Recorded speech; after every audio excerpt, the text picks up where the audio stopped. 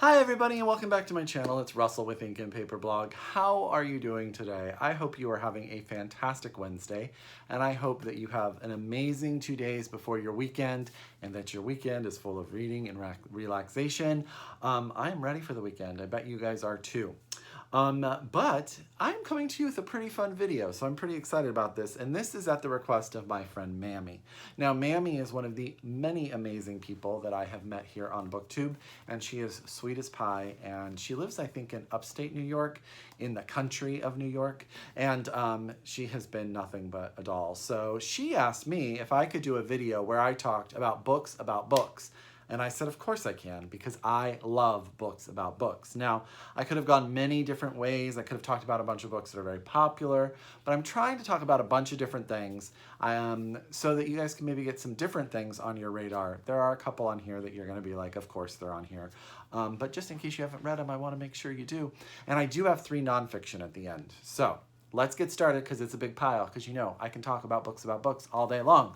And any video that starts on this topic has to start with 84 Charing Cross Road, because if you haven't read it, you really should. This is a phenomenal book, and it's an epistolary. It's in letters between 2 people, Helen, who is the writer of the book, and Frank, who works in the bookstore in London. So Helen is in 1970s New York, Frank is in 1970s London, and she is ordering books. And through time and through their letters back and forth, they really do create a friendship. And this used to happen. People would send letters, and they would have pen pals, and they would become friends via the letter. And this book does that brilliantly, and it's about sort of like the commerce of books, but it is really something that if you haven't read, you really should. So here's my book club idea. If you haven't read it or your book club hasn't read it, you need to read this book, then set a day, do a potluck or do some sort of lunch, and then watch the amazing film with Anthony Hopkins. And I want to say Anne Margaret, so I'm saying that. I'm not 100% sure that that's the actress, like 90% sure. But it is a great movie, and you can compare and contrast the book and the movie. You can talk about everything that we love about books in it. And you can probably eat some very good food. You should invite me. But any video about this topic has to start with 84 Charing Cross Road by Helen Hanff. There you go. Okay, so we're going to go a little bit more mystery now, and just a little bit more lighthearted fun, and that is The Moment of Everything by Shelley King. And when I hauled this book, I was like, gosh, I don't love this cover, but then I just have fallen in love with this little kitty cat here in the corner. So there you go. Book covers, they can just grow on you. This is the story. The main character actually works here in Silicon Valley, where I live. And she works in that world until she loses her job, and she winds up getting a job at the Dragonfly Used Books. And she winds up running a book club for the Bay Area where they're going to read Lady Chatterley's Lover. And if you haven't read Lady Chatterley's Lover, you really should. Just to say that you have. It's definitely interesting because it was so salacious. But I digress. And what she does is she doesn't have like a new paperback. She has an older copy. And in the margins, there's a conversation going on between 2 lovers. And so it becomes a mystery of who these 2 lovers are. And also she's reading and running this group. And she learns a lot about herself as she learns about these lovers. So, you know, it's going to be fun, it's going to be mystery, it's going to be lighthearted, but it's also got at the center of it a very salacious text in Lady Chatterley's Lover. So that is The Moment of Everything by Shelley King. Okay. Next, we're going to go even more sort of lighthearted and just warm and fuzzy, and that is going to be The Bookshop on the Corner by Jenny Colgan. Now, this is the story of a woman who considers herself a literary matchmaker? Is that the word? Literary matchmaker. Now, we all have our literary matchmaker in our life. It could be someone at your independent bookstore. It can be your librarian. It could be your best friend. It could be your favorite booktuber.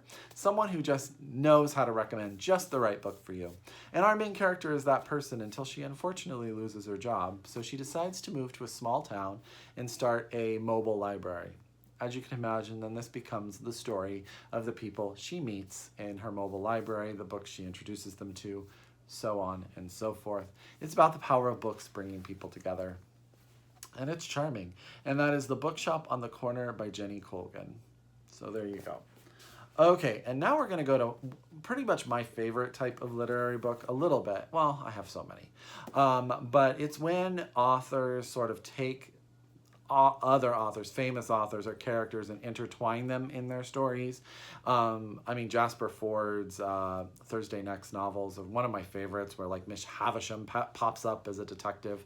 Love that kind of stuff. This isn't quite that, but it's definitely along that vein. And that's The Madwoman Upstairs by Catherine Lowell, a novel of the last Bronte. So as you can imagine, this is the main character of this book is the last Bronte in a line. Her father has just passed away, and all of a sudden she's the heir to the Bronte world, and all of a sudden Charlotte and Emily and Anne's books start appearing, and so she has to do sort of an investigation. I'm going to read you just a little bit because this is what entertains me about the back. It says, with the reluctant aid of the charming but inscrutable Oxford professor, Samantha plunges into a vast literary scavenger hunt. In the process, she must untangle varying interpretations of the Brontes' novels, as well as intriguing clues about the Brontes' sisters' lives, which may directly impact her own. I just think that type of stuff is so much fun. I think most of us have read Jane Eyre. Most of us have read Wuthering Heights. I haven't read any Anne Bronte, and I probably should fix that. But, you know, it allows you to sort of feel like you're part of the whole story because they're part of the story. And that's just sort of fun. And it's a mystery, too, so it's going to have sort of that lighthearted. A lot of these books should have been on my summer reads list. These would be great books to take to the pool. So that's The Madwoman Upstairs by Catherine Lowell. Okay, going a little darker now. I'm going to talk about Empire of Glass by Kaitlin Solimine. And this is a different type of book within a book. This is the story. It's set in the 1990s. Lao Ke is in China, and she is helping contemplate whether or not to assist in the dying of her Chinese homestay mother, who I think is Li Ming. And then what happens is later she gets a book in the mail called Empire of Glass that was written by Li Ming, which is the story of her and her husband's life in China. Now, interestingly enough, this gosh, my English today, is a juxtaposition because she has this event, right, where she's contemplating whether or not to help Li Ming die, but then she gets this book. So we know the sort of this arc. Read it. Definitely read it. I think that this is for those who like the book within a book sort of idea. So that's The Empire of Glass by Kaitlin Solimine. I love this cover, so psyched. You should definitely pick this one up. Okay, I've talked about this book a few times on my channel, and that's If Clara by Martha Baillie. This is from Coach House Books, which you guys, independent publisher, shout out. Totally awesome. They are totally fantastic. This is the story. So there's sort of four characters. So Daisy is a writer with a broken leg, sort of out of it. She gets a book in the mail that she didn't write about a Syrian refugee in North America. That book was written by Clara. Clara is asking Daisy to be the sort of ghost writer or pretend that she is a Syrian refugee, and she wrote the book. Clara's sister is in an art gallery and knows that Clara suffers from mental health issues, and she has this painting. Julia has this painting of people looking through binoculars, I believe, that is inspiring our last character, Maurice. And all of those intertwining segments, all of that. So it's about art, it's about the book that you know is at the center, and it's If Clara by Martha Baillie. So pretty good. You should pick that one up. Okay, 3 more fiction, and then we got 3 nonfiction, so I better talk faster. Speaking of amazing independent publishers, we cannot walk away without ever talking about Europa editions because they're fantastic. Not much to say about Winter by Christopher Nicholson because I want you to jump into it. But this is set in the 1920s, I believe.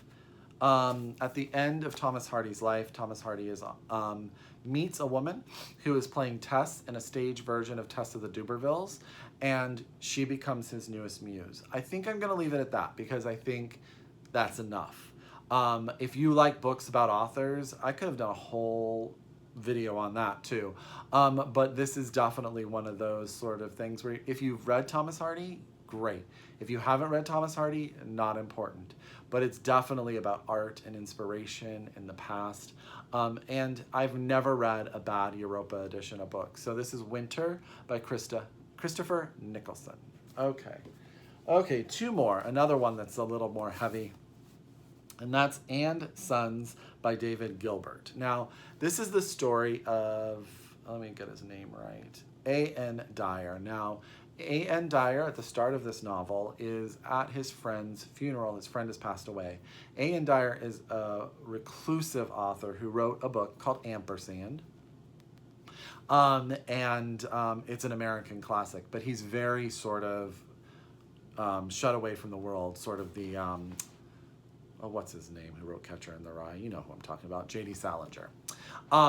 And what happens is he's giving this eulogy, sort of everything comes down on him, and it starts this path of trying to bring his two estranged sons and him back together in the book, and all of that intertwining. So this is a little bit more like deep in that you are definitely going to have to pay attention, and it has a lot of emotions in it, but it's definitely literary, and it's about a writer whose writing becomes their lives and what that effect is. So there you go. And Sons by David Gilbert.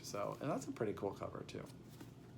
Last but not least, I'm pretty sure I've talked about this book on my channel again in the past, but I just think The Storied Life of A.J. Fikry is a fantastic, and this is by Gabrielle Zevin, Gabrielle Zevin, sorry, I had an A there. This is about a man named A.J. Fikry. His wife has passed away. He owns a bookstore on a tiny island, and one day a little girl appears. That's all you need to know. It is charming and sweet and everything you need, and if you haven't read it, you really should. Again, another fantastic summer read. It will give you all the appropriate feels, I promise, okay? And that's The Storied Life of A.J. Fikry. Now, the last three are all nonfiction. This little book is called The Library Book. Isn't it cute? And it is a collection of essays by authors about the importance of the library to them. So it has Julian Barnes, Alan Bennett's in here, Lionel Shriver, Stephen Fry, Kaitlin Moran, Tom Holland, Susan Hill, Zadie Smith. So all of these famous people write basically little odes to the library and why they love or why the library was important to them. So it's a cute little book. It's a cute little book. And I know when I bought it, all of the proceeds went to libraries, but I can't say if that's still happening because it was quite some time ago. But definitely pick this up if you just want a book that talks about why we all love libraries. There you go. Okay, the next book is just a gorgeous book. I don't know that I would say you can probably sit down and read this in one fell swoop, but this is The Book by Keith Houston, and this is a cover-to-cover exploration of the most powerful object of our time. It is the history of the book, and it is gorgeous. Now, this is a little bit more expensive, but it is worth every page to have on your shelf.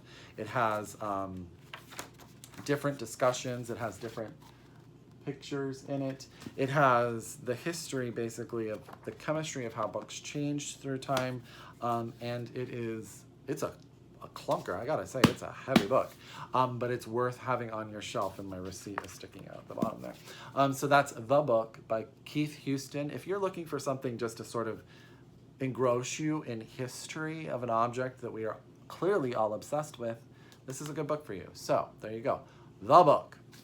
Okay, and last but not least, I used to have a fascination, and I really need to get more about it. I used to love to have these anthologies that would sort of chronologically go through writers through time, and I'd read a lot of Harold Bloom's The Western Canon, or that's the one that's popping into my head, but this is the one I want to tell you about right now, and it's A Jury of Her Peers, celebrating American women writers from Anne Bradstreet to Annie Proulx, by Elaine Showalter. Sorry about that, Elaine. Now, this book is not perfect. It's not going to be completely comprehensive. Someone you love is going to have been left out. Someone you've never heard of is going to be added in.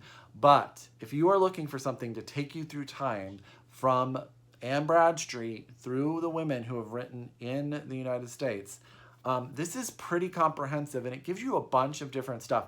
Again, it's just this big, so it can't do all of the work for you. It can't do all of your academic research, but it gives you enough and entices you enough to maybe move you somewhere else. I have a a couple of sections that I've tagged. There's an amazing section on Willa Cather that's in the middle there. Oh, better put my bookmark back there. And then and then there's just all sorts. It talks about different ethnicities. It talks about chick lit. It talks about everything. I think personally, it's just a fun book to dive in and dive out of. Maybe use as sort of a bouncing board into some of the classic women writers of our time. And that is A Jury of Her Peers, Celebrating American Women Writers from Anne Bradstreet to Annie Prolix. And that's by Elaine Showalter. There you go. So, Mammy, I hope that this video gave you some books that you have not heard of, and I hope all of you were inspired to read books about books. And if you have read these, let's talk about it. If you want to tell people below, what are your favorite books about books? I knew I could have done the Book of Shadows. I could have talked about so many amazing books out there, but this video is already 16 minutes long. So, I hope you enjoyed this. If you are, as always, a return subscriber, thank you so much. I really appreciate it. If you are new to my channel, please subscribe, and I hope you liked what you saw. And until next time, happy reading, and we'll talk to you later. Bye!